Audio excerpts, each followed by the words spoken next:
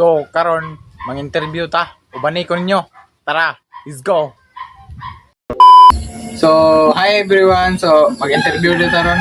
So, mao ni ang first interview na to. Then, kasi pangalan mo?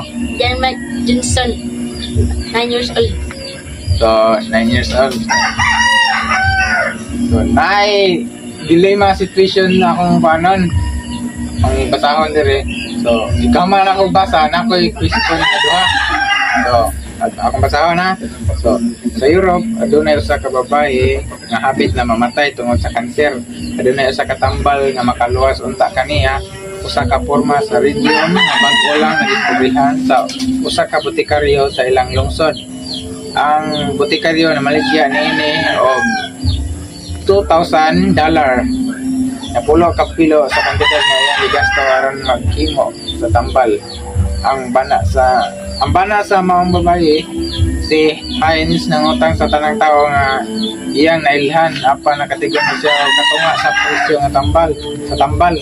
So gisultihan niya ang botikaryo nga iyang asawa hapit na mamatay og nangayo nga ibaligya kini nga barato og tugutan siya nga ubayad sa ulahi.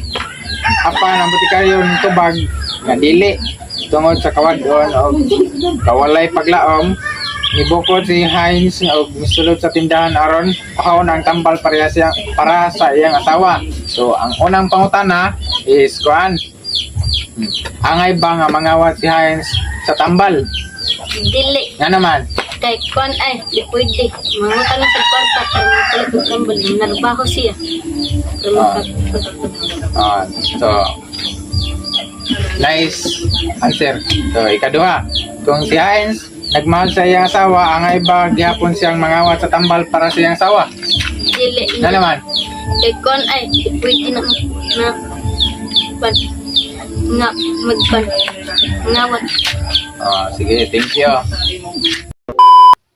So karon mo proceed ta sa ikaduha nato nga interviewon nga nag-edad og 10 to 39 ang edad. So tara, ubanay ko ninyo, let's go. So karon mao ni ato ang ikaduha ang interviewon. So isay pangalan mo? April. Pila edad? 15. 15 na edad. So dilemma situation nga story.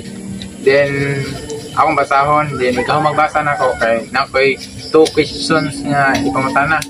So akong basahon. So sa Europe adunay usa ka babaye nga hapit na mamatay tungod sa kanser. Adunay usa ka tambal nga makaluwas unta kaniya.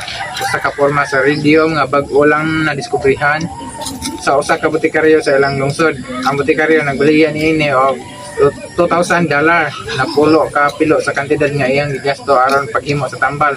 Ang bana sa maong babae si Heinz nangutang sa tanang tawo nga iyang nailhan apan nakatigom ra siya og katunga sa presyo sa tambal. Gisultihan niya ang botikaryo nga ang iyang asawa hapit na mamatay og nangayo nga ibaligya kini nga barato og tugutan siya nga mubayad sa ulahi.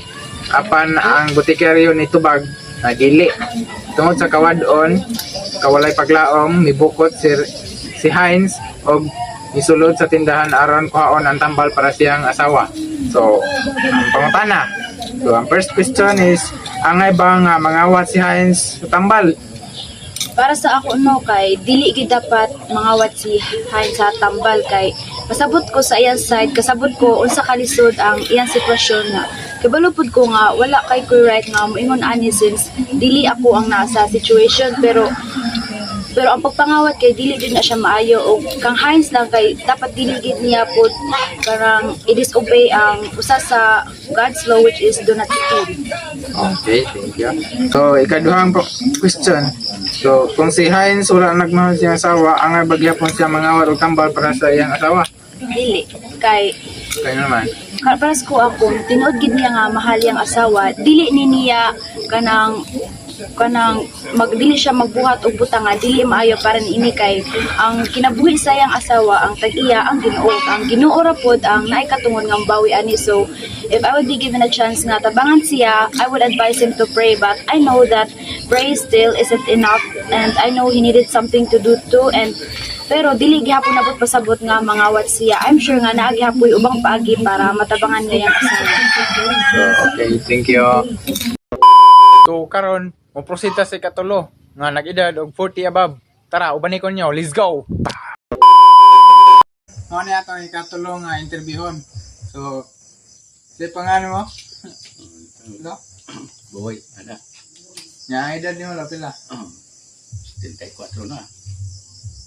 So, naay usa ka dilema situation dire akong basahon lo niya ikaw man ako'y pangutan na duha ka buok. Okay. Akong basahon. Sa Europe, adunay usa ka babae nga hapit na mamatay tungod sa kanser. Adunay usa ka tambal nga makaluwas unta kaniya. Usa ka porma sa radium nga bag-o lang ang diskubrihan sa usa ka botikaryo sa ilang lungsod. Ang botikaryo nagbaligya niini og $2,000 na pulo kapilo sa kantidad niya gigasto aron paghimo sa tambal. Ang bana sa mong babayi si Hines nangutang sa tanang tao kayang nilhan apan nakatigom ra siya og katunga sa presyo sa tambal. Gisultihan niya ang botikaryo ang iyang asawa hapit na mamatay og nangayo nga ibaligya kini nga og barato og tugutan siya nga mobayad sa ulahi. Apan ang botikaryo mitubag nga dili. Tungod sa kawad-on o walay paglaom, mibukod si Hines o misulod sa tindahan aron kuhaon ang tambal para siyang asawa. So, ang unang pangutana Loris, angay ba mangawat si Hines sa tambal? Dili. Dili. Nga naman? Oh. Makuan man siya, madaot man siya, mangawat siya. So, ang ikaduhang pangutana lo, kung si Hines wala na nagmahal siyang asawa, angay bagyapon siyang mangawat sa tambal para siyang asawa? Dili. Dili. Nga nang dili man lo? Wa man siya magmakal. So, mauna to. Thank you.